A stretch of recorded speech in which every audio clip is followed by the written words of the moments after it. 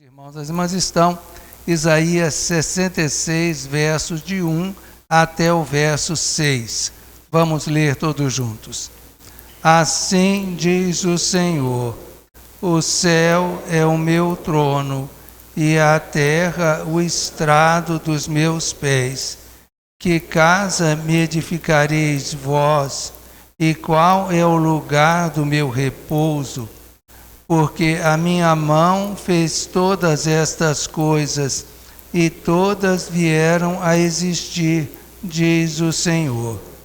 Mas o homem para quem olharei é este, o aflito e abatido de espírito, e que treme da minha palavra. O que imola um boi é como o que comete homicídio. O que sacrifica um cordeiro, como o que quebra o pescoço de um cão. O que oferece uma oblação, como o que oferece sangue de porco. O que queima incenso, como o que bendiz a um ídolo. Como estes escolheram os seus próprios caminhos, e a sua alma se deleita nas suas abominações, assim eu lhe escolherei o infortúnio, e farei vir sobre eles o que eles temem. Porque clamei, e ninguém respondeu. Falei, e não escutaram. Mas fizeram o que era mal perante mim, e escolheram aquilo em que eu não tinha prazer. Ouvi a palavra do Senhor, vós os que a temeis, vossos irmãos que vos aborrecem, e que para longe vos lançam por causa do vosso amor ao meu nome, e que dizem: mostre o Senhor a sua glória, para que vejamos a vossa alegria. Esses serão confundidos. Voz de grande tumulto virá da cidade, voz do templo, voz do Senhor, que dá o pago aos seus inimigos. Até o verso 6, vamos orar todos juntos. Vamos orar, eu vou orar. Diz assim: Senhor Deus, Tu conheces a Tua palavra. Nós te agradecemos, Pai, porque Tu conheces a palavra que lemos, Tu conheces também, Senhor Deus, os nossos corações. Nós rogamos, Pai, que Tu mesmo que nos conhece, fale aos nossos corações, às nossas mentes, conforme a necessidade de cada um de nós. Nós pedimos isso e agradecemos no nome de Jesus. Amém. Demorou, mas chegou. Nós estamos no capítulo 66 de Isaías, né? Isaías tem 66 capítulos, então a nossa caminhada está chegando ao fim. Nós estamos no começo do fim. Estamos no capítulo de número 66. Isaías é um livro de altos e baixos, né? E nós já conversamos muitas coisas em Isaías. Algumas coisas que nós já falamos é que Isaías tem assim algumas divisões bem claras. Do capítulo 1 até o capítulo 39 é de um jeito. Isaías está falando para as pessoas do tempo dele e ele fala muitas coisas importantes ali. Nós já conversamos sobre isso. Do capítulo 40 até o capítulo 55, Isaías está falando para as pessoas que estão lá no exílio, pessoas que viveriam 150, 170 anos depois dele, e ele está falando para essas pessoas aquilo que ia acontecer e também o retorno deles, estava uma promessa do retorno. E do capítulo 56 ao capítulo 66, nós temos uma espécie de coletânea de profecias, várias profecias. Algumas são referentes ao futuro, algumas são referentes ao futuro de Isaías, outras são referentes ao tempo de Isaías, e exatamente essa que nós lemos aqui, é meio difícil da gente saber de quando está falando, porque se você prestou atenção na nossa leitura, você viu aí no verso 6, que é o último versículo que nós lemos, que diz que vai vir uma voz do templo. Então, se vai vir uma voz do templo, o templo existe. Então, o templo não tinha sido derrubado ainda, ou seja, é bem provável que estivesse falando lá da época de Isaías mesmo, estivesse dando a profecia para a época dele. seja qual for a época, seja para a época de Isaías, para a época do exílio, etc, etc, etc. O que é importante para mim e para você, além da mensagem que Isaías traz, é a mensagem que ele traz para mim, para você, hoje, aqui, agora. E eu queria que a gente começasse relendo o verso primeiro. Vamos reler todos juntos o verso primeiro, Isaías 66, verso 1. Vamos reler todos juntos. Assim diz o Senhor, o céu é o meu trono, e a terra o estrado dos meus pés. Que casa me edificareis vós, e qual é o lugar do meu repouso? Muito bem. O primeiro versículo aqui, e é com base nele que eu quero pensar na primeira lição que esse texto tem para nos dar, ele vai nos ressaltar a ideia da infinitude de Deus, ou seja, de quem é Deus. Eu sei que nós estamos aqui porque nós sabemos quem é Deus. Mas é sempre bom a gente lembrar, por assim dizer, do tamanho de Deus. Eu estou lendo um livro, Estou lendo um livro em capítulos, literalmente. Leio um pouquinho, paro um pouquinho, leio um pouquinho, paro um pouquinho. Um livro que fala sobre contradizendo a teoria da evolução, e foi escrito por cientistas que cuidam de genes, de coisas assim muito pequenininhas, e eles dizem, olha, nessas coisas pequenininhas Deus está. Nessas coisas pequenininhas a gente mostra que de fato nenhum, o acaso poderia gerar isso, o homem poderia gerar isso, só um Deus muito poderoso poderia gerar isso. Mas de outro lado também eu sou um camarada fascinado com a astronomia, com esse universo imenso que nós temos aí, fascinado.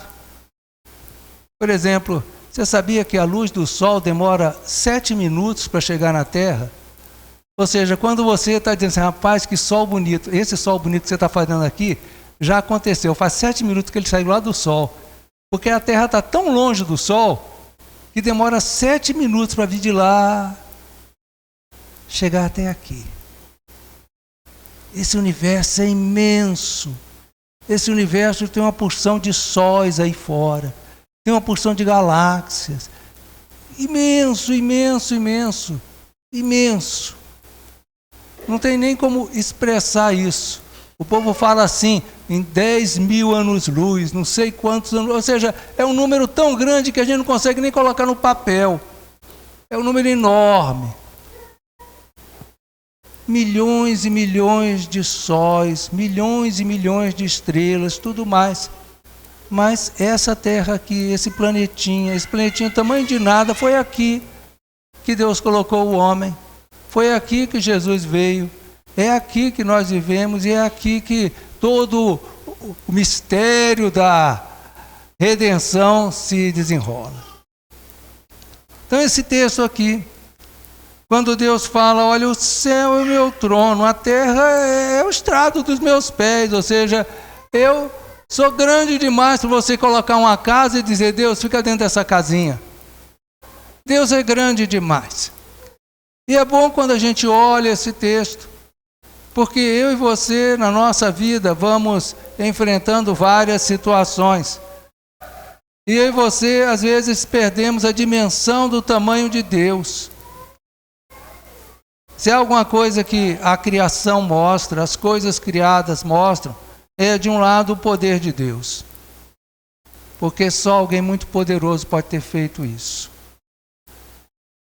Antes de eu entender que Jesus era o Salvador, antes de eu, como o povo fala aí fora, virar crente, eu ficava pensando, olha, na minha cabeça eu tinha saído da igreja católica, eu tinha 15 anos, saí da igreja católica, entre os 15 e 16 eu fiquei fora de qualquer coisa. E eu cheguei à conclusão de que Deus não existia. Pronto, Deus não existe, resolvido esse problema. E aí, certo? Eu ficava pensando, muito bem, esse universo, como é que esse universo veio a existir? Esse universo veio existir através do Big Bang. Havia lá uma partícula, a ciência mostra, não sei o que lá, isso aqui explodiu, blá, blá, blá, blá, blá, blá, blá, blá, blá, blá, blá, e chegou até onde nós estamos hoje, que é a teoria da evolução. Maravilha. Só que surgiu uma pergunta na minha cabeça. E antes do Big Bang, o que existia? Porque a matéria não pode ter existido para sempre. Isso é um contrassenso. Tem que ter existido alguma coisa, algo antes. Para criar um universo desse tamanho, tem que ser alguém muito poderoso. Quando Deus quis falar para Abraão e quis garantir para Abraão a promessa que ele estava dando à descendência, ele disse: Abraão, chega aqui um pouco. Olha para o céu. Quantas estrelas se é que você pode? Ou seja, Deus está dizendo a Abraão: olha essa imensidão toda, Abraão. E eu e você, ao lermos esse texto aqui, temos que lembrar disso, da infinitude de Deus, do poder de Deus. As minhas situações, os meus problemas, os seus problemas são grandes, são para mim e para você, mas não para Deus. Estava comentando outro dia atrás aí sobre uma situação de uma pessoa que a gente tem orado por ela, e ao invés dela se aproximar de Deus, ela está se afastando cada vez mais. E esse negócio machuca o coração da gente.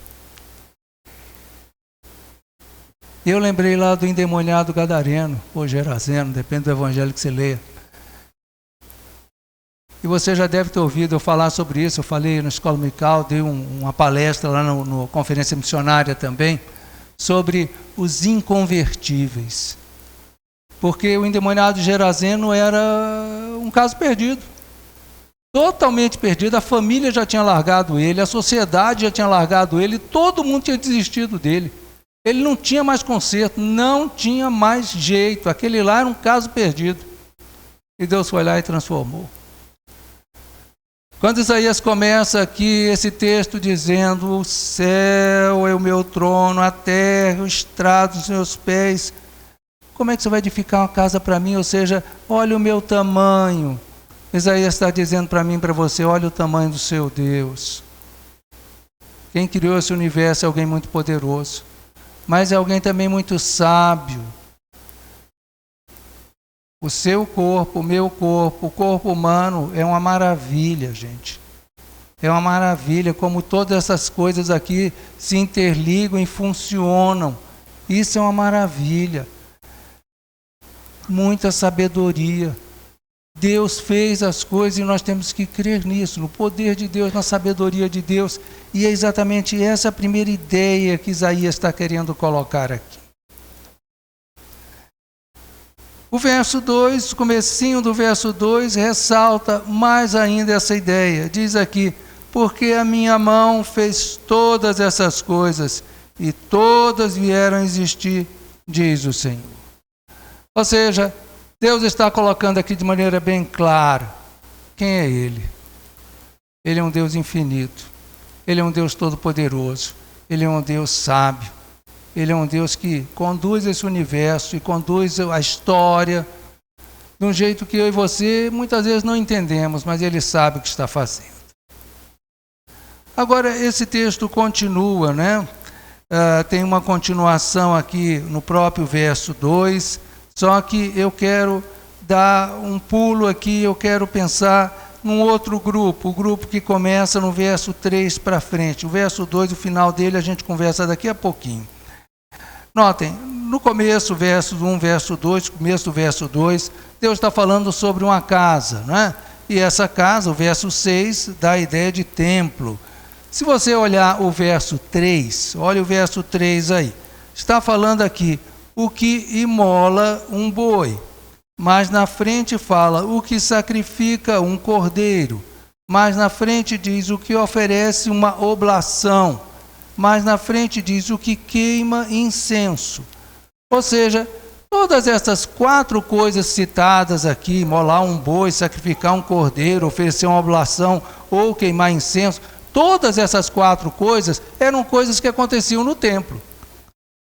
Então, óbvio, eu e você não vivemos no templo lá de Isaías, não tem templo de Jerusalém, nós sabemos que Jesus morreu pelos nossos pecados, eu sei disso.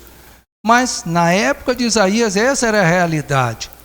A religião deles, a adoração a Deus fazia parte dessas coisas aqui. Imolar um novilho, sacrificar um cordeiro, oferecer uma oblação, queimar incenso, tudo isso fazia parte do culto. E quando Deus coloca isso no verso 3, Ele não está elogiando. Muito pelo contrário, Ele está condenando. Porque Ele diz aí, olha aí o verso 3, acompanhe na sua Bíblia, eu vou ler só a primeira parte dele, diz assim: o que imola um boi é como o que comete homicídio.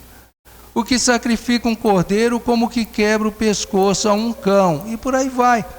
Ou seja, Deus não está elogiando o povo porque eles estão fazendo as coisas que Ele previu na adoração.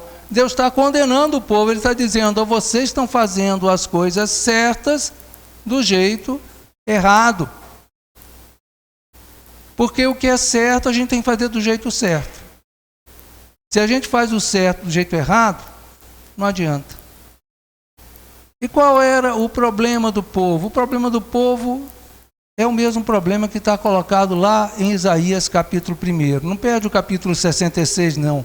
Vem comigo lá no capítulo 1 de Isaías, capítulo 1.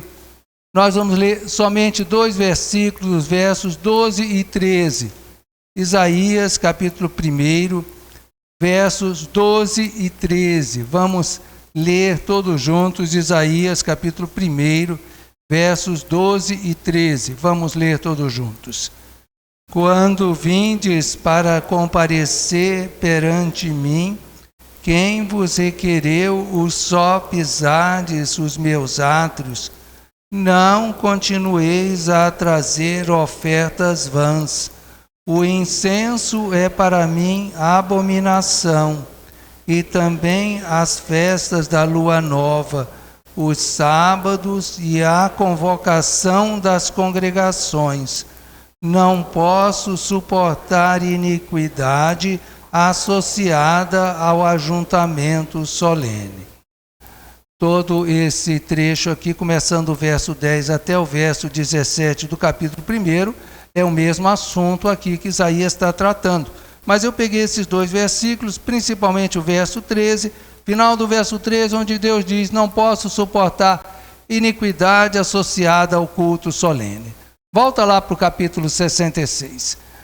No verso 3, Deus está falando de coisas que eram feitas no templo, coisas certas, coisas que Deus tinha previsto, coisas que Deus tinha determinado que fossem feitas. Mas aquilo não estava sendo como expressão do coração. E aí é uma coisa que a gente precisa parar e pensar, não é? Parar e pensar. Porque, infelizmente, nós somos pessoas de aparência. Nós gostamos da aparência. Nós admiramos a aparência. Mas a gente fica só na aparência, só no exterior, só no externo, só naquilo que a gente está vendo. Tem alguma coisa errada aí. Eu fico contente quando vejo grupos de louvor aqui. E eu fico contente quando vejo a igreja cantando. Eu gosto muito de cantar. Eu gosto de ver a igreja cantando. Eu gosto como a igreja canta com vontade. Eu gosto mesmo disso. Mas cantar é uma coisa. Louvar é outra coisa. Quando a gente canta só da boca para fora, nós estamos cantando. Agora, quando a gente canta do coração, nós estamos louvando. Eu consigo ver todo mundo cantando, mas eu não consigo ver quem está louvando. Só Deus vê. Aqui o povo estava sendo condenado, não é porque eles estivessem fazendo coisas erradas, eles faziam coisas erradas também, mas aquela questão de oferecer sacrifícios não era errado. O problema era como eles estavam fazendo aquilo. E certamente há coisas que agradam a Deus, coisas que desagradam a Deus. Se há alguma coisa que desagrada a Deus, é nós fazermos as coisas só externamente, só para fora, só para os outros verem. Mateus capítulo 6, que nós não vamos ler agora, você pode ler em casa. Mateus capítulo 6, Jesus fala de 3 coisas certas. A primeira coisa que ele fala é sobre jejum. depois sobre a oração, depois sobre dar esmolas. Então ele fala essas 3 coisas e ele fala que essas 3 coisas são certas. Jejuar é certo, dar esmolas, ou seja, atender o necessitado é certo. Você orar é uma coisa certíssima, mas existe o jeito certo de fazer a coisa certa e existe o jeito errado. E aqui, nesse verso 3, Deus está condenando aquele povo porque eles estão fazendo as coisas do jeito errado. Por que eles estão fazendo do jeito errado? A continuação do verso 3 vai dizer para a gente, eu vou ler do meio para o fim do verso 3, acompanhe aí na sua Bíblia, Isaías 66, verso 3, do meio para frente, diz assim: como estes escolheram seus próprios caminhos, e a sua alma se deleita nas suas abominações. Há uma questão aqui de escolha. Notem que essa mesma ideia está colocada no final do verso 4 também. Mas fizeram o que era mal perante mim e escolheram aquilo em que eu não tinha prazer. Ou seja, no final do verso 3 fala que eles escolheram seus próprios caminhos. No final do verso 4 diz que eles escolheram coisas que Deus não tinha prazer. Ok, escolhas. O tempo todo nós somos confrontados com escolhas. A nossa vida é tomar decisões o tempo todo. O tempo todo nós tomamos decisões. Você decidiu vir aqui ao culto. Você podia ter ficado em casa, mas você decidiu vir aqui ao culto. Foi uma ótima decisão sua. Você decidiu que roupa você ia colocar para poder vir ao culto. E você tomou várias outras decisões no decorrer do dia de hoje. Espero que tenham sido boas decisões. Aqui Deus está acusando essas pessoas aqui que estão agindo de maneira errada, exatamente porque elas fizeram escolhas erradas. Escolhas sem levar em consideração a vontade de Deus. E tem outra coisa também aqui. No meio do verso 4, eu estou lendo aqui, no meio do verso 4, diz assim: porque clamei e ninguém respondeu, falei e não escutaram. Deus está dizendo, olha, essas pessoas se rebelaram contra mim. Essas pessoas fecharam os ouvidos para não ouvir. Eu sei que nós temos ouvido aqui pregações, aulas de escola dominical, devocionais. Eu sei que Deus tem falado aos nossos corações através dos cânticos, através das leituras da palavra. Mas a questão é, nós temos ouvido. Lá em Hebreus, os irmãos conhecem, né? Tem aquele versículo, hoje, se ouvides a sua voz, não endureçais o coração. Hoje, se ouvides a sua voz, não endureçais o coração.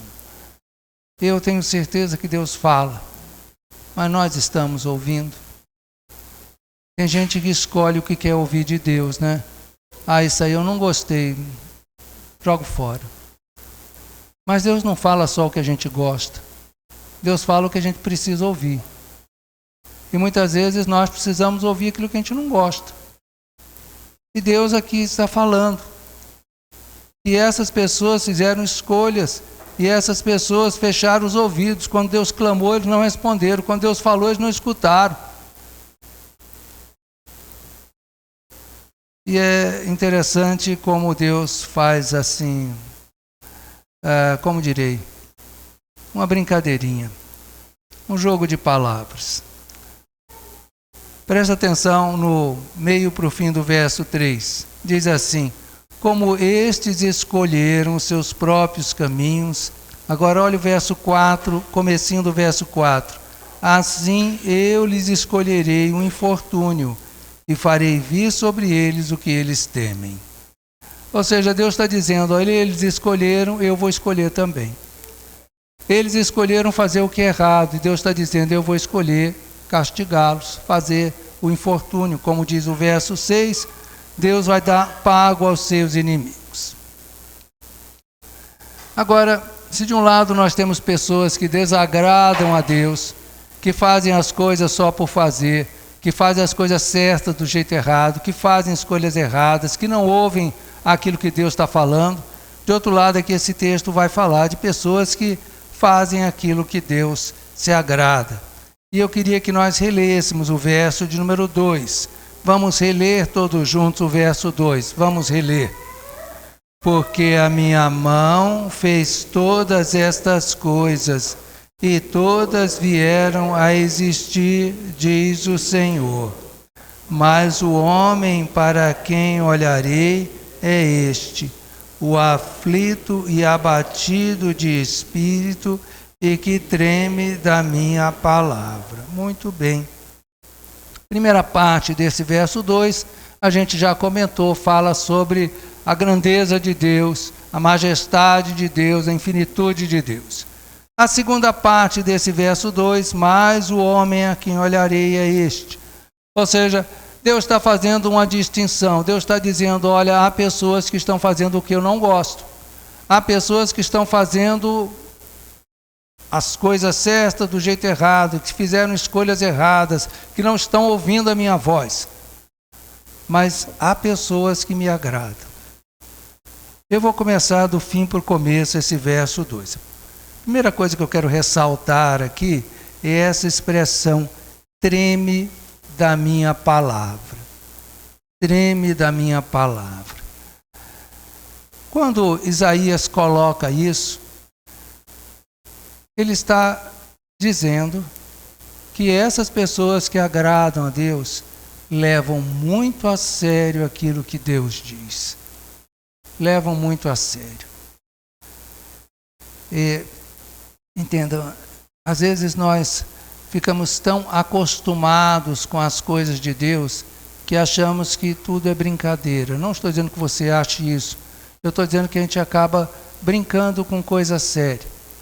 A palavra de Deus é a palavra de Deus. E aqui, a primeira coisa que eu queria ressaltar dessas pessoas que agradam a Deus é exatamente esse tremor. É mais do que temor, é tremor. Paulo, lá aos Filipenses, diz, desenvolvei a vossa salvação com temor e tremor. Ou seja, aquela ideia de que eu tenho que entender que Deus, quando fala, é para eu ouvir. Se Deus está falando alguma coisa, não é para eu achar e pensar sobre isso amanhã. É hoje que eu tenho que pensar, é agora que eu tenho que pensar. Se Deus fala, eu não tenho que duvidar do que Ele falou, eu tenho que obedecer o que Ele disse.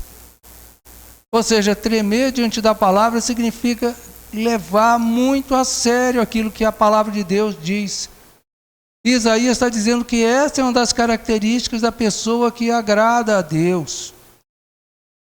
Mais na frente, no verso 5, diz, ouvi a palavra do Senhor, vós o que a temeis. Notem, não está falando de temer o Senhor, está falando de temer o quê? A palavra. Ouvi a palavra do Senhor, vós que a temeis, ou seja, temeis a palavra, ou seja, vocês que levam a sério a palavra. Tem gente que brinca com a palavra de Deus. Tem gente que acha que o que Deus fala pode ser, pode não ser. Mas a primeira característica exatamente de alguém que agrada a Deus é temer a palavra. É tremer diante da palavra, é levar a sério aquilo que Deus diz. Agora tem a outra coisa aqui, que é falado aqui. É dito que esse homem que Deus vai olhar é o aflito e abatido de espírito. Jesus contou uma parábola uma vez sobre um fariseu e um publicano. E Jesus disse que o fariseu orava e Jesus diz, de si para si mesmo. E ele dizia, graças te dou a Deus, porque eu jejuo 2 vezes por semana, dou o dízimo de tudo que eu tenho e não sou como aquele fariseu ali, aquele publicano ali, aliás. E a Bíblia diz que o publicano, na parábola de Jesus, nem se atrevia a levantar os olhos ao céu, mas de cabeça baixa dizia, sê propício a mim, pecador. Dias atrás eu estava ouvindo uma palestra, fazendo um curso, aí estava ouvindo lá uma aula lá, e o camarada falou uma coisa que eu já sabia, mas que se perde aqui. Tem tanta coisa na minha cabeça que eu acabo perdendo. Algumas caem aqui no meio do caminho. Então, falou uma coisa que eu não lembrava mais. Ele estava falando sobre a diferença de graça e misericórdia. Ele estava dizendo que graça é quando Deus nos dá aquilo que nós não merecemos. Isso é graça de Deus. Deus nos dá aquilo que nós não merecemos. Agora, misericórdia é diferente. Misericórdia é quando Deus não nos dá aquilo que nós merecemos. Misericórdia é Deus olhar para mim, para você e ver que eu e você somos pecadores e não nos fulminar. Isso é misericórdia. Deus não nos dá aquilo que nós merecemos. De que é que nós precisamos? De graça ou de misericórdia? Dos dois. Nós precisamos de graça e de misericórdia. Por isso aqui está dizendo, é o aflito, é o abatido de espírito, ou seja, aquela pessoa que entende que de Deus não merece nada, que vai com muita humildade diante de Deus, que não vai colocando diante de Deus a questão de que eu agora vou fazer isso, eu agora vou fazer aquilo. Nós precisamos olhar o texto, entender que Deus está dizendo que Ele se agrada do humilde. Eu quero olhar um outro texto aqui em Isaías.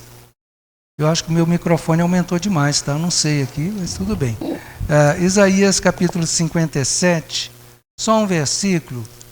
Isaías capítulo de número 57, só um versículo, verso de número 15. Isaías 57, verso de número 15. Vamos ler todos juntos, mesmo assentados como os irmãos e as irmãs estão. Isaías 57, verso 15. Vamos ler. Porque assim diz o alto, o sublime, que habita a eternidade, o qual tem o nome de santo. Habito no alto e santo lugar, mas habito também com o contrito e abatido de espírito, para vivificar o espírito dos abatidos e vivificar o coração dos contritos. Notem, esse versículo aqui de Isaías 57, verso 15, é semelhante àquilo que nós lemos lá em Isaías 66. Ou seja, Deus de um lado está dizendo que Ele é alto, que Ele é sublime. Lá em Isaías 66 Ele diz que Ele criou todas as coisas, Ele é todo poderoso. Mas Ele diz a mesma coisa aqui em Isaías 57 que Ele diz lá em 66. Ele diz que Ele habita também com contrito e abatido. Ou seja, Deus sente prazer. O homem que agrada a Deus, a pessoa que agrada a Deus, a pessoa para que Ele vai olhar, é aquela pessoa que se humilha diante dEle. A Bíblia diz de maneira bem clara, Deus resiste aos soberbos, mas aos humildes concede a sua graça. Esse versículo aqui, esses versículos, o texto lá de 57, verso 15, Isaías 66, verso 2, ressalta essa ideia. A ideia de um lado de nós levarmos a sério a palavra, de outro lado nós temos a humildade de reconhecer que nós somos completamente dependentes de Deus. Tem aquele cântico, o Tu és soberano, que diz que apesar da glória que tens, Tu te importas comigo também. E isso é verdade. Eu sei que muitas ideias, mas a gente poderia conversar aqui em Isaías 66. Eu sei também que muitas outras coisas passaram na nossa cabeça. Mas eu queria que você ficasse com as 3 ideias que a gente conversou hoje. Primeiro, sobre Deus. Deus é infinito, Deus é imenso, Deus é todo-poderoso. Ele é infinito em sabedoria, infinito em poder. Ele criou todo esse universo e por isso, qualquer que seja a situação difícil que eu e você estejamos passando, lembremos desse Deus. A segunda coisa que nós falamos foi sobre pessoas que agiam de uma maneira que Deus não se agradava. Eles faziam as coisas certas, mas do jeito errado. Eles fizeram escolhas erradas. E o pior de tudo, eles não ouviram a voz de Deus. E nós falamos por último das pessoas que agradam a Deus, das pessoas que Deus diz aqui, para esse eu olharei.